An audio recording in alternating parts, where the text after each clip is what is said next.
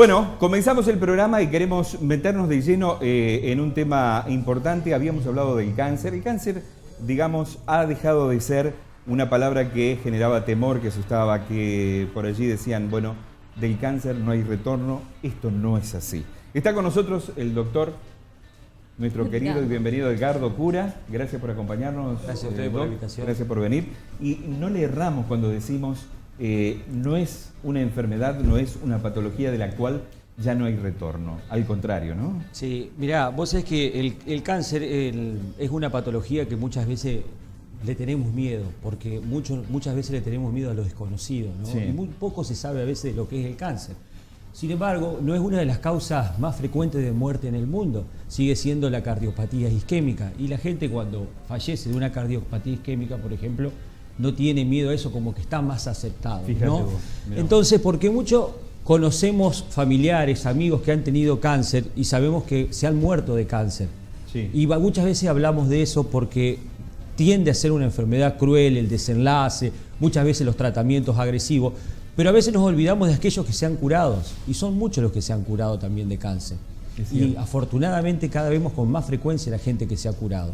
Obviamente ha habido un avance tecnológico importante que ha ayudado a eso, no solamente desde la parte de los tratamientos, sino lo que siempre hablamos, los diagnósticos precoz. Ha evolucionado mucho la tecnología en detectar enfermedades precoces, iniciales. Entonces, por lo tanto, detectar una enfermedad inicial, el tratamiento es mucho más sencillo, mucho más fácil de curar. Los porcentajes cada vez se están elevando más en relación a la curación.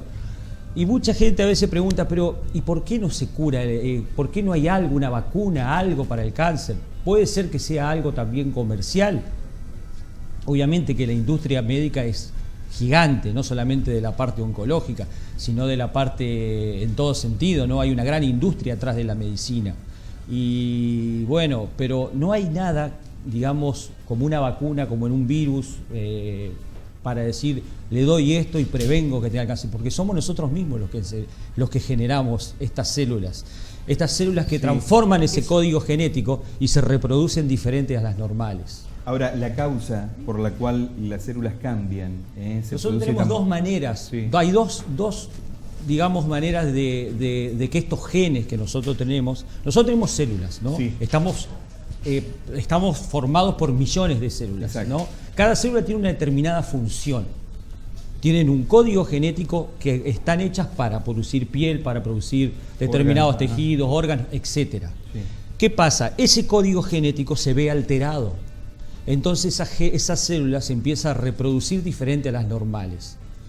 ¿Cuál puede ser, como vos decís, de la causa? Puede ser que sea adquirida, ¿no es cierto? O, por ejemplo, por causas, no sé, causas externas, lo que sea, o heredada muchas veces, ¿no? Por eso, claro. Entonces puede pasar, por ejemplo, qué sé yo, estamos cada vez más expuestos a ambientes tóxicos, ya sea humo, tabaco, alimentación, hay enfermedades, hay enfermedades, y bueno, también por eso es que se está viendo más cáncer. Muchas veces, ¿hay más cáncer? Sí. Puede ser que ha elevado un poco la curva, pero no mucho, a lo mejor en un 10%. No nos olvidemos también que el ser humano cada vez está viviendo más. Cuando más adulto es el hombre, más es la predisposición a que haya transformaciones genéticas. Claro que sí. Bueno, el promedio de vida se ha extendido, ¿no? El avance de la ciencia ha hecho, y la aparente paz que hay en el mundo, obviamente también ha hecho que el ser humano pueda vivir más tiempo. Sí. En la antigüedad, por ejemplo, muchas guerras, los traumas. 40 años era una persona que había vivido mucho. Pues fíjate que todo lo que era trauma era una de las causas de muertes mayores en el mundo. Ahora siguen siendo las cardiopatías isquémicas, y el cáncer está en segundo o tercer lugar. Fíjate vos, pero ¿no? Con un 30% de muertes con cardiopatía isquémica y la mitad de un 16% en el mundo del cáncer. O sea que tampoco es que todo el mundo va a tener cáncer, todo el mundo se va a morir de cáncer, ¿no? Pero es una patología que hay que digamos, conocerla, hay que aceptarla si viene, y hay que saber tratarla también, en el momento que esté. Y es muy importante, que lo que siempre solemos hablar, por eso es tan importante la charla. La verdad que es tan interesante cómo se escucha en la población, ¿no? Porque la gente cada vez va más al consultorio y me dice, doctor, lo vi en el programa, qué interesante, porque nosotros no sabemos, nos conocemos, y por eso es que creo que hay que buscar más la manera de informar a la gente. Es poco lo que se informa sobre el cáncer a la población, a la gente. En cuanto a los tipos de cáncer, ¿hay alguno que sea más frecuente que otros? Y bueno, el más frecuente es el de mama en la mujer y el de próstata en el hombre, ¿no? Y después es por regiones. Hay regiones que tienen más predisposición a determinados cánceres. Por ejemplo, estamos viendo muchos cánceres de la parte digestiva, tanto gástrico como de colon, y sobre todo en gente joven. Tiene mucha relación también con la alimentación, con los hábitos, con el estrés, con el estilo de vida, con el fumar, etcétera, ¿no? Eso es lo que estamos viendo. Y lo que vemos es una epidemia en gente joven, que es lo que nos preocupa, ¿no?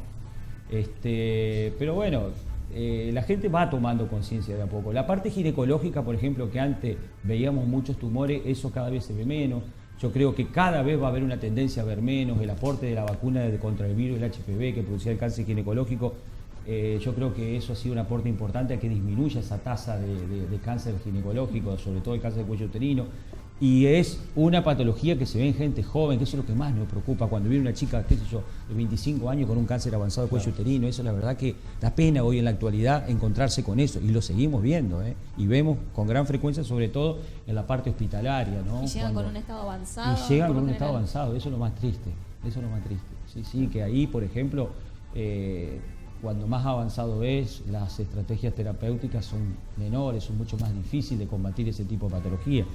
Porque cuando la enfermedad avanza, no es una enfermedad nueva tampoco, que eso ya lo hemos hablado, no es que el cáncer se produce de un día para otro como una enfermedad aguda, ¿no? Es una enfermedad de larga data que lleva un tiempo, claro, que esas células empiezan a transformarse, a producirse, a formar, a agruparse, a crecer en forma descontrolada, en formar un tumor, que ese tumor vaya creciendo, que vaya involucrando tejido, porque ¿qué hace ese tumor? Empieza a destruir los tejidos adyacentes y ahí es donde comienza a diseminarse. Entonces vimos recién unos slides en donde veíamos las diseminaciones que pueden tener, ¿no? Generalmente por vía hematológica, de ahí puede ir a otros órganos, y ahí es donde se empieza a complicar todo, cuando ya pasa ese estadio, porque esta enfermedad la dividimos nosotros en 4 estadios, el estadio 1, que es el inicial, el 2, el 3 y el 4. El 4 ya es el metastásico, claro, ya cuando la enfermedad se diseminó.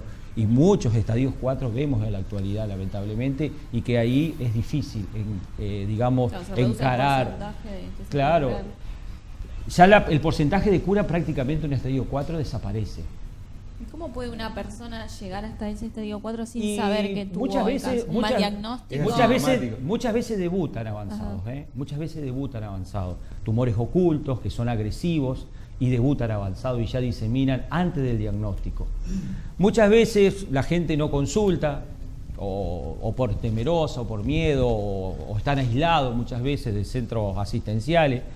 Y bueno, y entonces cuando se diagnostica esa enfermedad, se la diagnostica de una forma avanzada. Eso es lamentable, ¿no? Doctor, ¿y qué explicación, si cabe, la misma? Sí. Para algunos pacientes, y más de uno lo hemos escuchado, que sí, alguna persona que lamentablemente ha fallecido por cáncer, que se le detectó de grado muy avanzado, habiendo tenido algún estudio por alguna dolencia supuesta u otra anterior, ¿cómo no se pudo haber visto algún diagnóstico previo?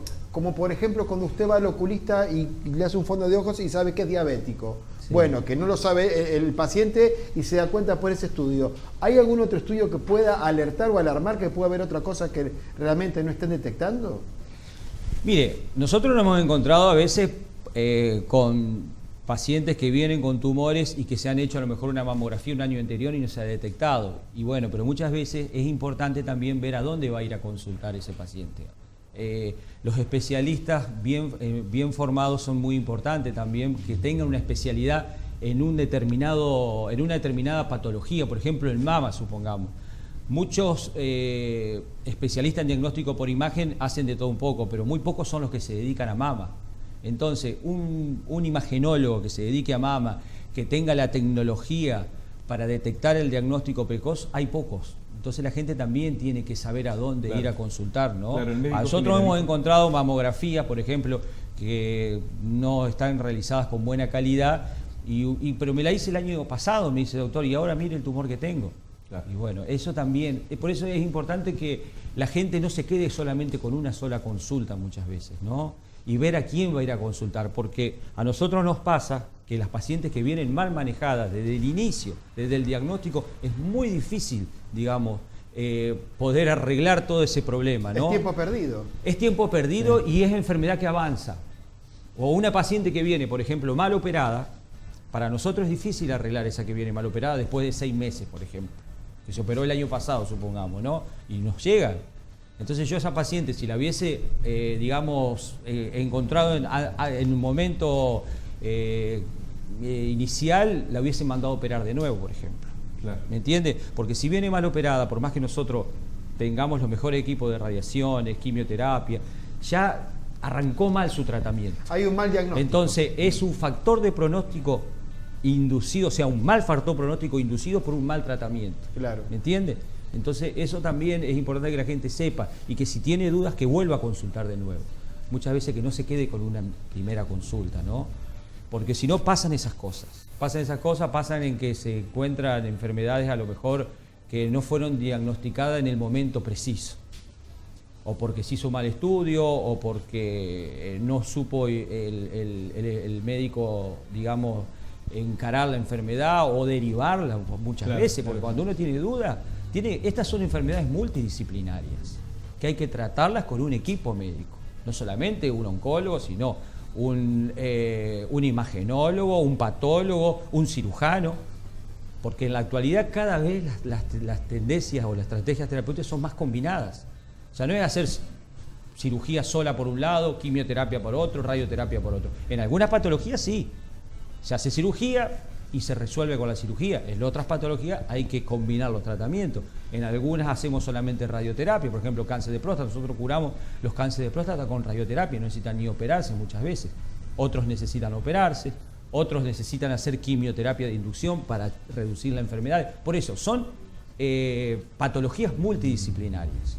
Entonces, el especialista o el médico que recibe un diagnóstico de esto tiene que hacer muchas veces lo que nosotros le decimos un comité de tumor para, digamos, discutir cuál es el tratamiento más indicado para ese paciente. Y para que ese paciente tenga el tratamiento indicado y teniendo el tratamiento indicado, su curva de curación se va a elevar. Que si no hace el tratamiento indicado, esa curva de curación va a estar más baja. ¿Me entiende? Muy bien. Doctor, muchísimas gracias por venir. Un placer. Gracias, como siempre, un placer hablar con usted. Realmente nos ilustra y nos explica a la perfección cuál es el mejor camino a seguir. Lo que nosotros sabemos es que el cáncer hoy se cura. La multidisciplinaridad en materia médica es importante, lo ha destacado, y si hay un comité del tumor donde varios profesionales lo analizan y dan su punto de vista, mucho mejor todavía. Dejemos de lado la medicina generalista para centrarnos cuando hay una patología en un especialista que realmente conozca sobre el tema. Esto hay que volverlo a recalcar. Desde ya, muchísimas gracias por venir. Gracias a ustedes.